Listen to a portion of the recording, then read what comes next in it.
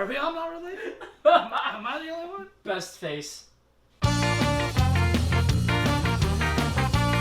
John here from Failed to Victory, and I brought to the table, this is from Saint Archer Brewing Company, their Tusk and Grain series. Wee Heavy. It's a bourbon barrel-aged Scotch-style ale with hazelnuts and cocoa nibs, 11.32% by volume, and this is brewed in San Diego, California.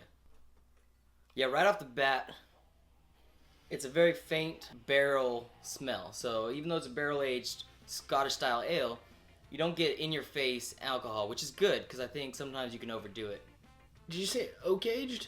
That's the smell I get initially. Is like the oak aged barrelness. I don't know if there's chocolate in there, but I feel like that's kind of what I smell kind of a chocolatey oak agedness to this. Definitely strong caramel richness, yes, but that barrel aged, and this is what I've been looking for all night. We had a bunch of heavy beers, and this smells very promising. This is hopefully what I'm looking for. What I'm getting is actually like butterscotch, like candy. Oh yeah, so you get a lot of vanilla, and that vanilla is coming from the barrel for sure. The chocolate's there. I don't get any hazelnut, but I'm not a big hazelnut fan, so I wouldn't detect it anyway. Cheers. Someone said like butterscotch candies. I would say that tastes pretty similar. Maybe just the butteriness of the beer. Like that's really what I taste right off the bat. I mean hazelnut, I don't taste the hazelnut too much like you had mentioned. I taste chocolate more than hazelnut. That's like, to me, it tastes like overpowering of dark chocolate with butteriness. So maybe that Scotch candy chocolate instead of, I don't know, vanilla or whatever the hell they normally do. Yeah, so I'm not used to hazelnut, and I think I'm getting chocolate, but it's like off chocolate, and I think that might be the hazelnut. I'm just not used to it, so I don't know. So definitely, this beer is like, it's like a wave in a way. So it begins with the vanilla and chocolate. You definitely get that at the beginning. But at the end, that's where you kind of get that like butterscotch candy.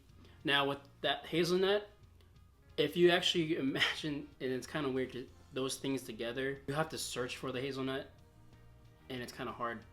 But it's somewhat there. This coming from my parents drink nothing but hazelnut coffee, and it's gross as hell. Definitely that smooth richness. What was the percentage on that? 11.32. That's right there. Nice and warm, nice and warming. The good little winter warmer type beer. Complexities are there. It's really hard to put my finger on. I wish I had more of this to definitely explore like all the intricacies of it. Yeah, I think going along with the nose, you didn't get a lot of the spirits up front, and the bourbon barrel aged, you don't get a lot of it in the flavor either. You get enough of it, so it gives it that distinct taste. It's right in line with that family. But if you had to think of it as a spectrum, there's some that are super alcoholic, a lot of that the phenols that burn your nose, and then this one's kind of just mellowed and it's blended in with the different flavor profile. Big fan of the wee heavies, but this one goes above and beyond, and that's definitely what I like in beers. Like, thank you. This is exactly what I was looking for. This hits the spot in every way. Like, that oak comes out just enough to combat like the strong malt and balances out that alcohol perfectly. You couldn't really tell. I mean, yeah, you probably finish a whole pint of this and you'd be feeling nice and warm, but this is like hits a nail. So I have a question for everybody here.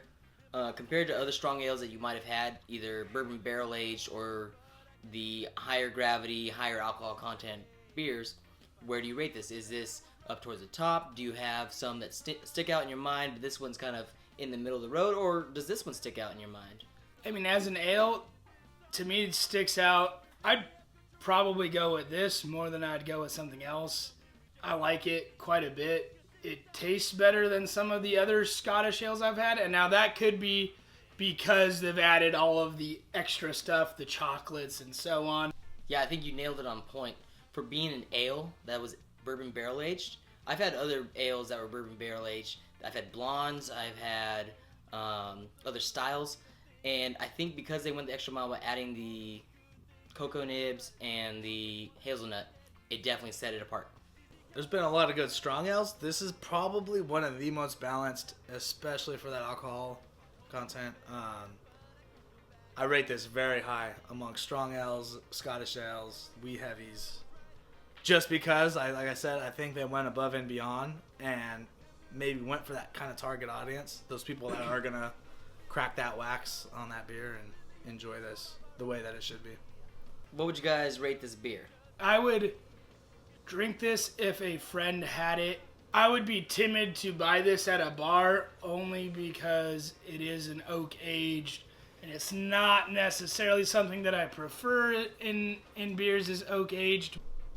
This has been my favorite beer of the night, and I would definitely buy. It's hard to say you buy something like this in bulk.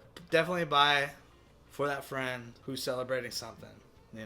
Get them a special little gift that tickles the taste buds. That like really gets everything going. So when I read this beer is, I definitely buy this in like a 6-pack form or like growler form because I think this beer is that good that I'd want to buy enough of it that I could be like, guys, you have to try this because it will actually change your life. All right, guys. So I think I'm gonna rate this one as a 5, but I'm not gonna be Debbie Downer. But they would only let me buy one at the store. Limit one per customer. Sons of So hard to buy in bulk. no 6-pack, no kegs, and when you go to the Saint Archer tasting room, maybe you'll have it on tap, but you won't be able to buy a growler of it. But cheers. Thanks for watching. Bring it to the table. We are HopCurious. Stay curious.